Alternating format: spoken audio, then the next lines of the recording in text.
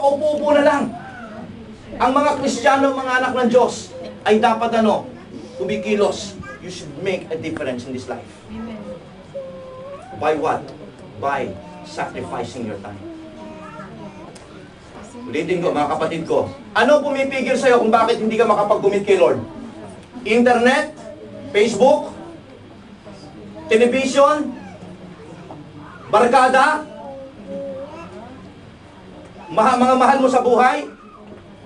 Ano ang pumipigil sa'yo? Listen, mga kapatid ko, kinakailangan natin ngayon bigyan ng panahon sa buhay natin ito ang pagbibigay ng papuri sa Diyos. Amen. Is your life making a difference for other people? Are you giving glory to God? Amen? Amen. Okay? So, let's sacrifice our time. Your time is not yours. Amen? Bigay lang po ito ng Panginoon. Unless ito ay marirealize mo na hindi ito sa'yo, hindi ka magiging seryoso sa buhay mo. Parating mo lang paglalaroan, hindi mo alam, the enemy is trying to waste your time here. Marami siyang pwedeng gawin para guluhin ang iyong isipan. Amen? Amen. To make a difference in this life, it requires sacrifice. The sacrifice of time. Hindi lamang po, may pangalawa pa pong sacrifice. It's the sacrifice of money. Now, money is very touchy. Sapagkat minsan pagka pera pinag-uusapan, medyo allergic tayo dyan. Amen? Pero balikan natin, bakit naging effective? Paano na impluwensya ng mga early Christians ang henerasyon nila? Alam niyo kung bakit? Tingnan po natin, balikan natin. Acts chapter 4, verse 32. Anong ginawa nito mga Kristiyano nito? All the believers. Now, I'm talking about Christians. Lahat lang ng mga Kristiyano. Is there any believers here? Amen. May Kristiyano ba? Can I hear your voice? Amen. Okay, may mga Kristiyano, maraming Kristiyano.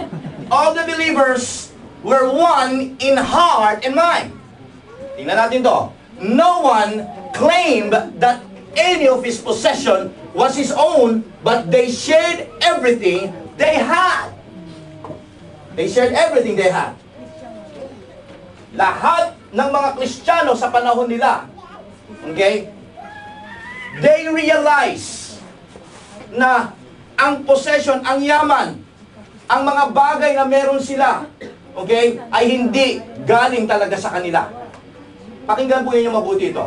Maraming mga Kristiyano ang nalalaglag dito sa tinatawag na fundamental mistakes sa buhay niya. Kasi nasa isip niya, ako ang nagtrabaho. Kung ako ang nagtrabaho, ibig sabihin nun, I earned it. And if I earned it, ibig sabihin nun, ako ang may karapatang mag-decide. Tama po ba? At dahil ako ngayon ang may karapatang mag-decide, kung ano yung nasa puso ko, yun ang dapat mangyari. Tama po ba? So, kung gusto ko magbigay, at kung ayaw ko, ako pa rin ang masusunod. Tama po ba?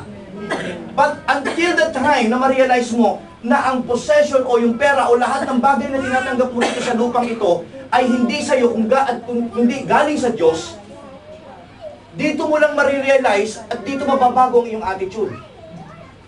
Hindi pala akin tong bagay na tinatanggap ko, tinatangkilig ko, mga ari-arian ko, at saka yung pera ko. Hindi pala akin to.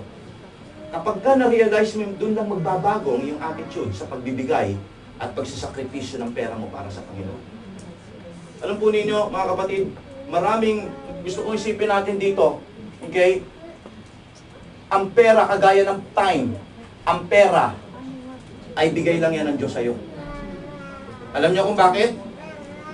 Para patunayan ko sa'yong hindi yan sa'yo. Pagka namatay ka, hindi mo yan madadala sa langit. Tama po ba? Pagka namatay ka, hindi sa'yo na yan. Sa'yo pa ba yung pera mo na yan? Kahit nakapangalan pa yan sa bangko, pangalan mo, kung patay ka na, hindi na rin sa'yo yan. Are you here? Amen. Now, we must realize this thing. Yes, ikaw nga ang kumita, but listen, it is God who blessed you. Amen. At kapag ka naintindihan mo na talagang galing ito sa Diyos, ang magbigay at magsakripisyo ng pananalapi para sa Panginoon ay hindi magiging mahirap at magiging struggle para sa iyo. Amen. Are you here, brethren? Amen. Hindi magiging struggle para sa iyo. I mean, Aanin mo yung pera mo. Kahit limpak-limpak yan. Kung iiwan mo naman yan dahil mamamatay ka. Tingnan po ninyo yung early Christians. Yung early Christians at that time, alam po ninyo, sabi nga nila, tingnan niyo yung word nila, tingnan niyo yung attitude nila. Their attitude is what? No one claimed that any of his possession was his own. And one of the good example here is kung alam niyo yung istorya ni Ananias at yung mag-asawang si Ananias at si Sapphira. Tama? Alam po ninyo, the early Christians, ganito po sila, they are so, grabe silang generous at masyado silang mga radical Christians. When I say radical, talagang alam niyo yung mga radical, di ba? Talagang ano sila? Talaga namang bumbuo talaga sila pagka sila ay gumilo para sa Panginoon. Sabi nila, yes, may lupa ako sa ganito, ibebenta ko yan, binibigay nila sa paanan ng mga apostol. At yung mga apostol, mga kapatid ko, ipinamamahagi yan sa mga nangangailangan at ginagamit nila yan, okay, para makaabot sa mga lost soul. Ganun ang ginagawa nila ngayon. At nangyari nga, itong si Ananias at si Sapphira, ganun din ang ginawa nila. Sabi kagad nila, nakipag-yakusoko kagad sila sa Panginoon. Sinabi na doon sa mga apostol, meron kami lupa dito, pagka nabenta to, ibibigay namin sa inyo lahat. Para sa Panginoon. So nakipag-yakusoko siya. Ito nga po muna pala, bago ko ito na istorya. Huwag kang makikipag-yakusoko kay Lord. Huwag mo sasabihin na, Lord, pagka nagkaroon ako ng visa, iyong-iyo na ang buhay ko, maglilingkod na ako sa iyo. Lord, pagka gumaling ako, iyong-iyo na ako. Pagka binigyan mo ko ng panibagong buhay. Lord, pagka naging successful itong negosyo ko, Lord, ibibigay ko sa iyo ang ikapo. Huwag kang makikipag-yakusoko ng gano'n. Why? Sapagkat gagawin ni Lord ang part niya. Kapag ka ikaw ay hindi gumawa ng part mo, patay kang bata ka. I've seen a lot of people. Balikan natin yung istorya ngayon. Bakit ko sinasabi to? Sapagkat si Ananias at si Sapphira, nabenta nga ang kanilang ari-arian. At habang sila ay papunta doon sa church nila, nag-usap yung mag-asawa, nabili ng guhako bang? Oo nga, no? Ano ba naman kung, sabi ng isa, ano ba naman kung bawasan natin ng gomang? Guhako mang naman yan, di bawasan natin ng gomang, okay naman siguro. Umagri naman yung isa. Okay? So, binawasan nila ng 5 lapad. Yung 500 lapad. At ang ginawa nila, ibinigay nila, okay, sa paanan ng mga apostol, ito ang napagbilhan.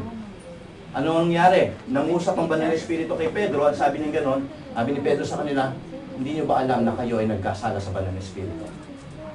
Right there and then, si Ananias ay kumisay, patay. Ang naghihintay niyang asawa sa labas ng pinto, nagulat, sapagkat inilabas yung kanyang asawa, patay! Ang ginawa niya, pumasok sa loob, ano nangyari? Okay, ibinigay naman namin yung katampatang yakusoko namin kay Lord. Sabi ng apostol, ikaw din, nagkasala. Doon din, nalaglag at kumisay siya. 2 na silang ilalabas na bangkay. Anong sinasabi ko rito mga kapatid ko? Okay? Mag-ingat-ingat tayo sapagkat ang Diyos ay hindi na pabibiro at siya ay seryosong Diyos. When you bargain with God, and if God will do the part, His part, ng usapan ninyo, at ikaw ay hindi sumunod, mag-ingat ka. Sabi nga ng salita ng Diyos, let your yes be yes, and let your no be no. Because beyond that is from evil. Pagka nakipag-yakusoko ka, gagawin mo yan. Now, tingnan po natin mga kapatid.